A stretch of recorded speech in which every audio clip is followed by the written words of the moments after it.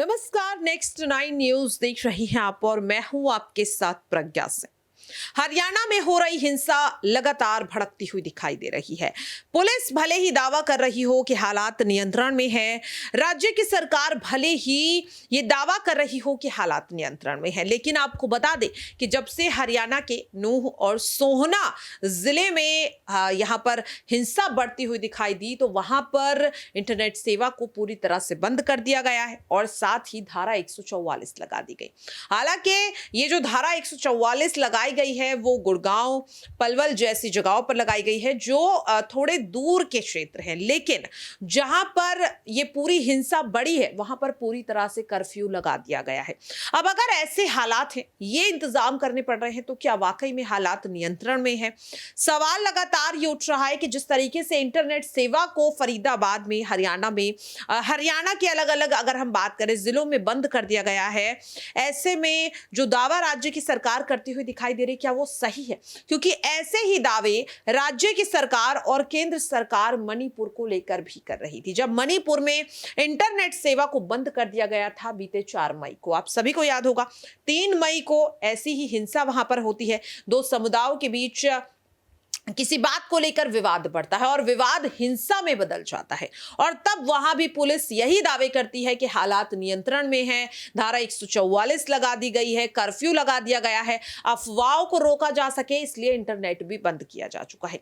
लेकिन हमने क्या देखा, जब इंटरनेट को फिर से शुरू किया गया, वहां से जो भयावह तस्वीरें अगर बात करें 75 से 80 दिनों की सामने आई, वो रूह को कपा देने वाली थी।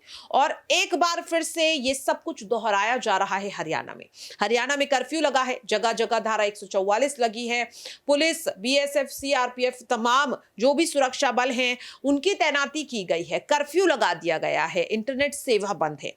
लेकिन क्या मणिपुर में हुई हिंसा के बाद हरियाणा की सरकार को और ज्यादा सख्ती बरतने की जरूरत है? क्योंकि हालात वहां पर लगातार खराब होते हुए दिखाई दे रहे हैं। वहां पर रह रहे लोगों से पूछताछ करने के बाद यह पता चल रहा है कि हालात वहां पर लगातार बिगड़ते हुए दिखाई दे रहे हैं। और अब आपको बता दें कि हरियाणा की यह हिंसा कहीं ना कहीं धीरे धीरे देश की राजधानी दिल्ली तक पहुंचती हुई दिखाई दे रही है। और अब सवाल लगातार ये उठ रहा है कि कब तक राज्य की सरकार और केंद्र की सरकार इस तरह की हिंसा को नजरअंदाज करने का काम करेगी। मणिपुर से आई तस्वीरें क्या काफी नहीं थी? अब हरियाणा को भी उसी आग में झोंका जा रहा है।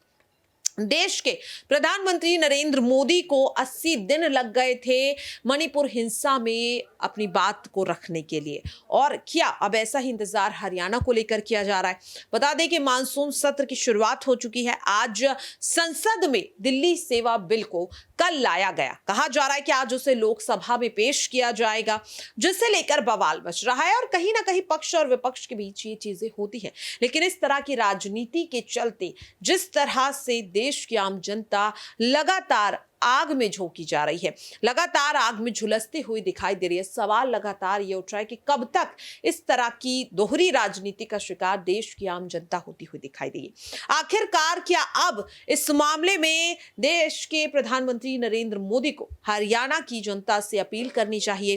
राज्य के मुख्यमंत्री को खुद वहां का दौरा करना चाहिए, वहां के लोगों से बातचीत करनी चाहिए? आपकी इस पूरे मामले को लेकर क्या कुछ राय है? कमेंट बॉक्स में जरूर शेयर करें। और बाकी ऐसी खबरों के लिए आप सभी देखते रहिए नेक्स्ट 9 न्यूज।